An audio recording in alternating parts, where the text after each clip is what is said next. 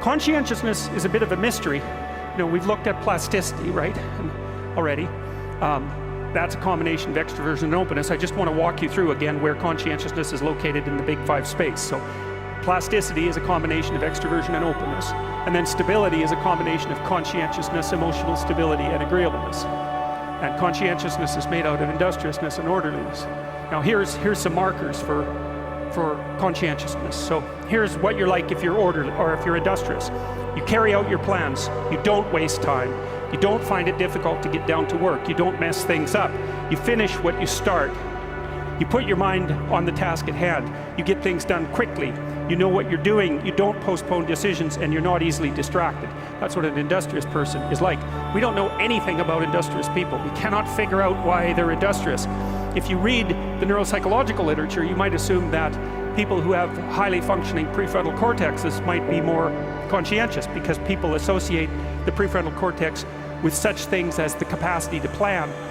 The problem with that is that we've, for example, tested now thousands of people using tests of dorsolateral prefrontal cognitive ability, which are basically cognitive tests. And as you know from being in this class, if you take a battery of cognitive tests and you subject them to a factor analysis, you can extract out a first factor, and that's fluid intelligence. And the correlation between fluid intelligence and conscientiousness is 0. Right, so that's very, very strange, because you would tend to think that people who were smarter might be better at planning, and maybe they are, but they're not necessarily better at implementing. And and we don't understand the difference between planning and implementation. We don't know what that is. You got to think about it this way too, though. Just because you're better at planning wouldn't necessarily imply that you're better at implementing, because actually one of the prerequisites for thinking abstractly is that you can detach your plans from your action, right? Because otherwise you just automatically act out everything you planned. But that is what people do. They separate out their thinking so that they can work in an abstract space that's divorced from their action, and so they can lay out multiple plans without necessarily acting them out. But then that introduces the additional complication of having to implement, and industrious people seem to be good at implementation. But we don't know why.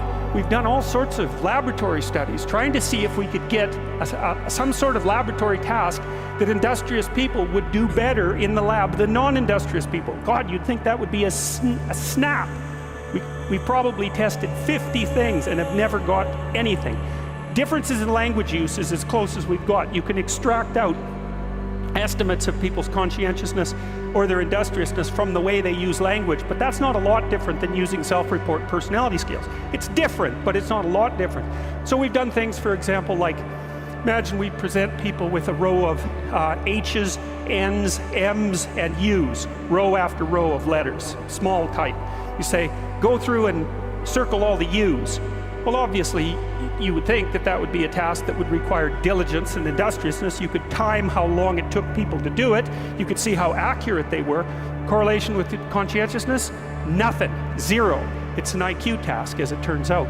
And so, the best we've been able to do so far, maybe, with industriousness is, and this is so vague, it's embarrassing, is that we think that maybe industrious people find inactivity aversive.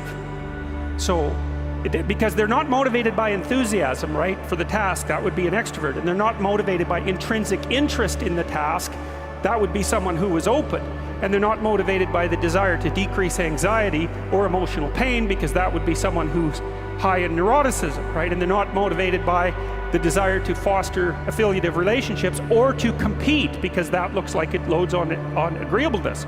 It's something else.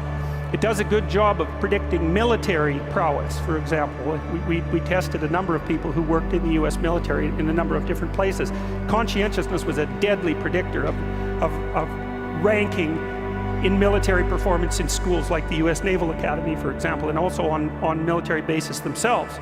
And that kind of makes sense. I mean, the military is a conservative place. You'd expect people who are conscientious and dutiful to do better in a place like that. But so they're good at implementation, they're good at following orders, they're good at doing their duty.